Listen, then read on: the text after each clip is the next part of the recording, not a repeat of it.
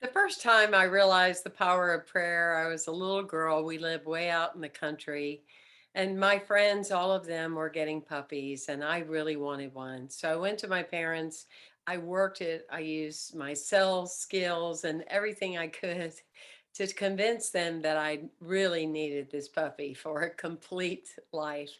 And every direction I would go, I would get the one answer: capital N, capital no, absolutely, no, no, no. So I recall it as if it were yesterday. I went into the room and I closed the door and I said, God, I want a puppy. Please send a puppy to me. Lo and behold, 2 or 3 days passed. I went in my backyard and there was this beautiful puppy. So then I took the puppy in my arms and I said, Mom and Dad, look, this puppy just showed up. I prayed for it. You know, I have to keep it.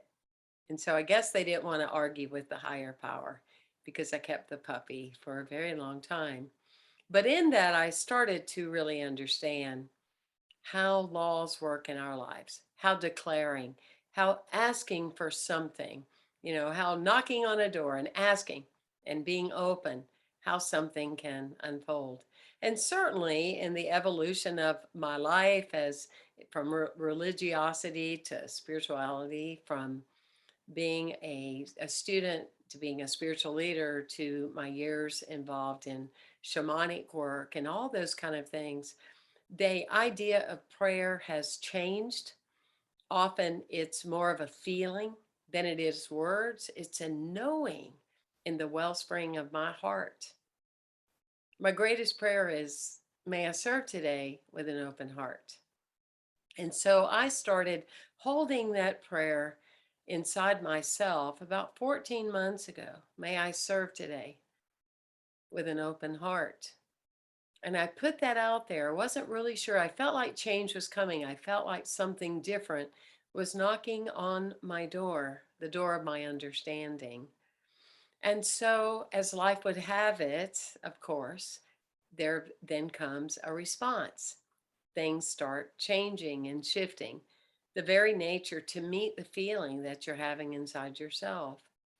And so I had someone contact me and say, you're moving to California. 3 days later, somebody else called and said, Mother Mary talks to me and she told me to tell you that you're moving to Santa Barbara, California, and it's time for you to let go. 2 days later, after that, a very dear friend said, you're leaving Florida, and I'm going to help you in any way I can because this is a major change for you to move from Florida to Santa Barbara, California. This happened 5 more times, 5 more times.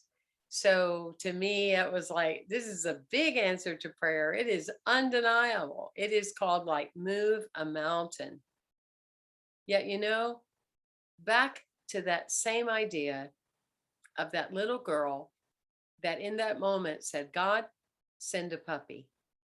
When I said I served with an open heart, as soon as 3 times this happened, and then would continue to happen, there was never a question, a doubt, a concern, and really nothing to be afraid of because I knew that that was the answer to my prayer. You see, I know that my prayers are answered all the time. It's really how I see them. It's really how I grow into them. It's really how I evolve into them that makes the difference.